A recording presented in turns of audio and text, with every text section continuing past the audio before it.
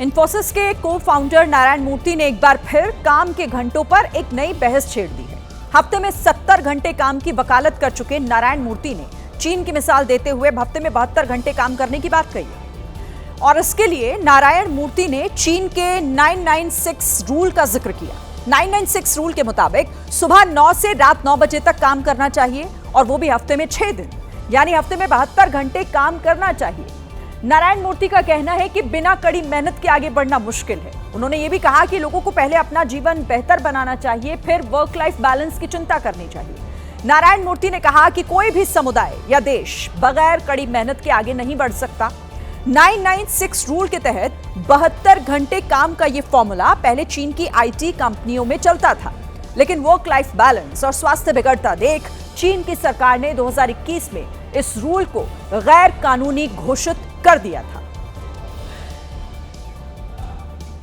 महाराष्ट्र में बीजेपी और शिवसेना शिंदे गुट में खटपट की खबरें आ रही हैं। आज मीटिंग में शिंदे नहीं पहुंचे तो पिछले दिन भी कैबिनेट की बैठक में शिंदे गुट का कोई मंत्री शामिल नहीं हुआ था। महाराष्ट्र सरकार के कार्यक्रम में डिप्टी सीएम एकनाथ शिंदे को जाना था। बाकायदा कार्ड पर डिप्टी सीएम एकनाथ शिंदे का नाम छप गया था, लेकिन एकनाथ शिंदे नहीं गए। यही नहीं, 18 नवंबर को ही कैबिनेट बैठक में भी शिंदे गुट के मंत्री शामिल नहीं हुए थे। बीजेपी के नेताओं से पूछा गया तो इसे अफवाह बताया और कहा कि शिंदे गुट के मंत्री नगर पालिका चुनाव की तैयारी में जुटे हैं, जबकि ऐसा नहीं था। दरअसल नगर पालिका और नगर पंचायत चुनावों में दल बदल को लेकर शिंदे गुट नाराज है। एकनाथ शिंदे के गढ़, ठाणे, कल्याण, डोंबिवली और पालघर में शिंदे गुट के कई स्थानीय नेता बीजेपी में शामिल हो रहे थे।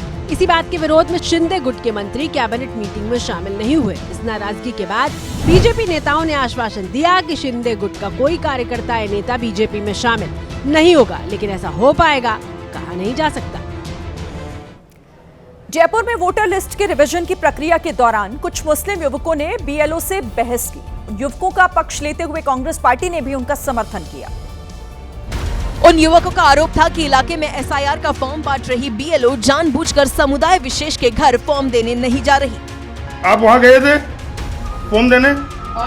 नहीं गए थे, हम आए हैं फॉर्म लेने। आपने नाम किस बेस पे काटा? बीएलओ की सफाई के बाद भी युवकों का गुस्सा शांत नहीं हुआ। उन्होंने जानबूझकर उनके नाम काटने के आरोप लगाए। ये घर आए तो फॉर्म नहीं दे, घर आके इन्होंने फॉर्म नहीं दिया।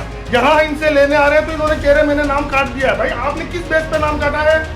वायरल होते हुए ये वीडियो कांग्रेस पार्टी तक पहुंचा तो उन्होंने लिखा, वोट का अधिकार छीनना संविधान पर हमला है, ये बर्दाश्त नहीं किया जाएगा।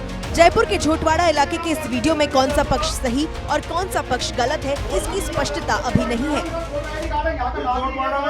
आपने हमेशा सुना होगा कि गांव के युवा अच्छी नौकरी और अच्छी जिंदगी की तलाश के लिए शहर की तरफ पलायन कर रहे हैं, लेकिन उत्तराखंड में रिवर्स पलायन हो रहा है। रिवर्स पलायन का मतलब है कि गांव से शहर गए लोग अपने गांव वापस लौट रहे हैं। उत्तराखंड पलायन निवारण आयोग की रिपोर्ट में बताया गया कि राज्य के 6,282 लोग वापस अपने गांव लौट चुके हैं। इनमें विदेशों से लेकर बड़े बड़े शहरों में काम करने वाले लोग भी शामिल हैं। देखिए, वापसी करने वालों में 25 से 35 साल के लोग ज्यादा हैं। उनकी हिस्सेदारी करीब 43% की है। वापस लौटकर वो युवा घर में बैठे नहीं, बल्कि उन्होंने अपना खुद का काम शुरू किया। 39% प्रवासी युवा खेती से अपनी कमाई कर रहे हैं। उन्होंने जैविक खेती, सब्जी, मशरूम, मसाले, इन सब का बिजनेस शुरू किया है। देखिए, करीब 21% लोगों ने अपने होटल और रेस्टोरेंट खोले हैं। इनमें 18% लोगों में पशुपालन के क्षेत्र में भी उन्होंने अपना हाथ आजमाया। किसी ने डेयरी खोली, कोई मछली पालन का काम कर रहा है। फिरोजाबाद से भी हैरान करने वाली तस्वीर सामने आई, जहां एक बाइक पर 1-2 नहीं बल्कि 6 लोग सवार दिखाई दिए। वीडियो सोशल मीडिया पर काफी तेजी से वायरल हो रहा है। बाइक पर इतनी सवारियां गलत तो हैं, लेकिन इस वीडियो को जो भी देखता है उसके चेहरे पर हैरानी भरी मुस्कान आ जाती। सबसे बड़ा शाहकार तो इन जनाब का ये है कि कार भी 5 सीटर होती है, लेकिन इन्होंने बाइक को ही 6 सीटर बना दिया। ये देखिए, लाइन से बैठे 6 लोग। वीडियो बनता देख जनाब शायद यही सोच रहे होंगे कि ट्रैफिक नियम टूटे तो टूटे, सुरक्षा छूटे तो छूटे, हम तो भैया ऐसे ही चलेंगे। माना परिवार के पास ये बाइक ही मुख्य साधन है, तो क्या इसका मतलब ये हो जाता है कि पूरे परिवार की जान खतरे में डालकर सड़क पर चला जाए? ऐसे में कुछ ऊपर नीचे हो जाए, क्या ये बाइक संभाल पाएंगे? ये वीडियो यातायात प्रबंधन पर करारा प्रहार है। 6 लोगों में हेलमेट भी सिर्फ एक है, और वो भी हैंडल पर टंगा बगले झांक रहा है। आगे बढ़ते हैं। देखिए, दिल्ली की हवा में जहर घुल गया है। ज्यादातर इलाकों में एयर क्वालिटी इंडेक्स गंभीर श्रेणी में पहुंच चुका है और हालात इतने खराब हैं कि एम्स ने दिल्ली में हेल्थ इमरजेंसी की घोषणा की है। दिल्ली एक बार फिर गैस चेंबर में तब्दील हो गई है। हवा में हर तरफ धुएं की परत नजर आ रही है।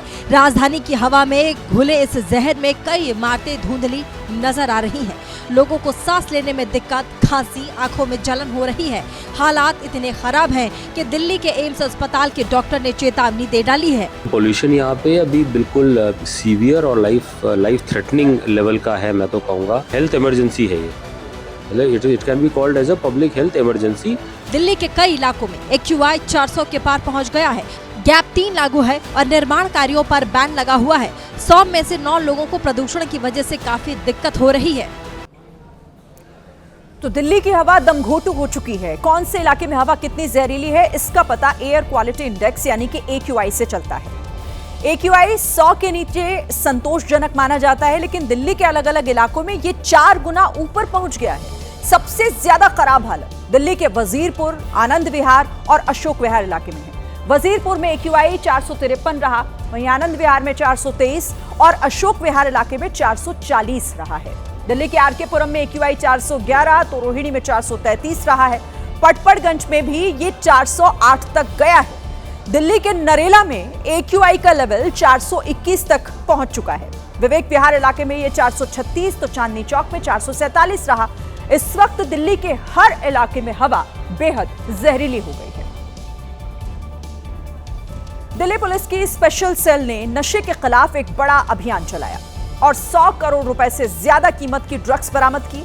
इस केस में दिल्ली और बेंगलुरु से 4 आरोपियों की गिरफ्तारी हुई है। Operation new year. Delhi police के इस ऑपरेशन ने ड्रग्स माफियाओं में हड़कंप मचा दिया है। ये उसी मोबाइल ड्रग्स मैन्युफैक्चरिंग की यूनिट है जिसका दिल्ली से संचालन हो रहा था। सूत्रों के मुताबिक इस फैक्ट्री में जिस ड्रग्स का निर्माण हो रहा था उसका नाम मेथाम्फेटामिन है। बरामद की गई भारी खेप नए साल के जश्न, रेव पार्टी और बड़े हाई प्रोफाइल सेलिब्रेशन में सप्लाई की जानी थी। अब दिल्ली पुलिस इस नेटवर्क के इंटरनेशनल कनेक्शन की जांच में जुटी है। और अब आपकी और हमारी सेहत से जुड़ी एक और चौंकाने वाली खबर। भारत में मरीजों पर एंटीबायोटिक दवाओं का असर कम होने लगा है।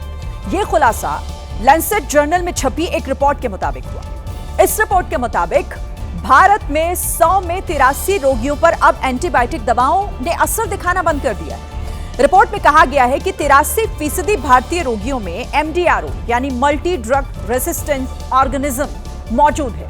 MDRO वो बैक्टीरिया होते हैं जो दवाओं से भी नहीं खत्म होते। ऐसे लोगों पर एंटीबायोटिक दवाओं का असर होना लगभग बंद हो गया है।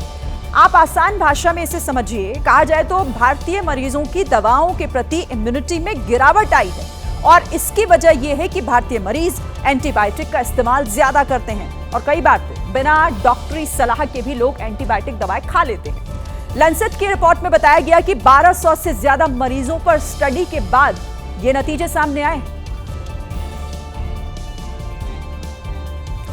मध्य प्रदेश के दिरावरी गांव से एक चौंकाने वाली तस्वीर सामने आई, जहां पर बंदर की मौत पर भव्य मृत्यु भोज का आयोजन किया गया, जिसमें करीब 4000 लोग शामिल हुए। दिरावरी गांव में बंदर की मौत के बाद ग्रामीणों ने न सिर्फ अंतिम संस्कार किया बल्कि इंसानों की तरह उसकी 12वीं भी मनाई और भव्य मृत्यु भोज भी कराया, जिसमें 4000 से ज्यादा लोग शामिल हुए। खास बात यह है कि इस आयोजन के लिए चंदा इकट्ठा किया गया और गाजे बाजे के साथ बंदर को अंतिम विदाई दी गई। आयोजन के दौरान हनुमान भजन बजते रहे। हम धार्मिक संस्कृति में हम हनुमान जी के रूप मानते हैं। दाह संस्कार भी हम हमारे परिवार के सदस्य का करते हैं। अंतिम संस्कार के बाद बंदर की अस्थियों को विधि विधान से शिप्रा नदी में प्रवाहित किया गया। 7 नवंबर को हाईटेंशन लाइन की चपेट में आने से बंदर की मौत हुई थी। छत्तीसगढ़ और आंध्र प्रदेश में नक्सलियों के खिलाफ ऑपरेशन लगातार हो रहा है। पिछले 2 दिनों में 13 नक्सली मारे गए तो वहीं पर 50 से ज्यादा माओवादियों ने सरेंडर किया। बड़ी संख्या में हथियारों का जखीरा भी बरामद हुआ है। 18 नवंबर को सुकमा में 1 करोड़ का इनामी हिडमा समेत 6 नक्सलियों को मुठभेड़ में मार गिराया गया, जिसमें से 40 लाख की इनामी हिडमा की पत्नी राजे भी थी। उसी क्रम में छत्तीसगढ़ और आंध्र प्रदेश के बॉर्डर पर सुरक्षा बलों ने मुठभेड़ के दौरान 7 हार्डकोर नक्सलियों को मार गिराया। मारे गए नक्सली जोगा राव पर 40 लाख का इनाम था। सुरेश उर्फ रमेश भी 40 लाख का इनामी था, ज्योति पर 8 लाख का इनाम रखा गया था। लोकेश उर्फ गणेश, सैनू उर्फ वासु, अनीता और शम्मी पर भी 8-8 लाख रुपए का इनाम था। मुठभेड़ के बाद मौके से 2 AK-47 समेत 8 हथियार भी बरामद हुए। जिस इलाके में हिडमा का एनकाउंटर हुआ, उसी से सटे इलाके में ही सुरक्षा बलों ने 7 हार्डकोर नक्सलियों को मार गिराया। सुरक्षा बलों के एक्शन से डरकर 50 संदिग्ध नक्सलियों ने आंध्र प्रदेश पुलिस के सामने सरेंडर कर दिया। आंध्र प्रदेश पुलिस ने बाकी नक्सलियों से मुख्य धारा में लौटने की अपील की है। वाराणसी के दाल मंडी इलाके में चौड़ीकरण का विरोध तेज हो गया है। स्थानीय व्यापारियों के साथ साथ अब महिलाएं भी इस विरोध में उतर आई हैं। इस दौरान व्यापारियों ने अपनी दुकानें बंद रखी। जैसे ही प्रशासन की टीम पहुंची, हंगामा खड़ा हो गया। दाल मंडी के व्यापारियों और वहां की महिलाओं ने विरोध शुरू कर दिया। अधिकारियों ने नोटिस और प्रक्रिया के बारे में समझाने की कोशिश की तो अचानक माहौल गर्मा गया। विरोध के दौरान पुलिसकर्मियों और व्यापारियों के बीच तीखी नोकझोंक भी देखने को मिली। मालिक नहीं होता पहली बात, मालिक 2013 में एक आया है सर, ये 2013 आया है सर, आपको बताया है कि जो है वकील ने बताया आप जो है किसी आप जो है परेशान हो, कहाँ जाके रहेंगे, वकील ने बताया किससे है कि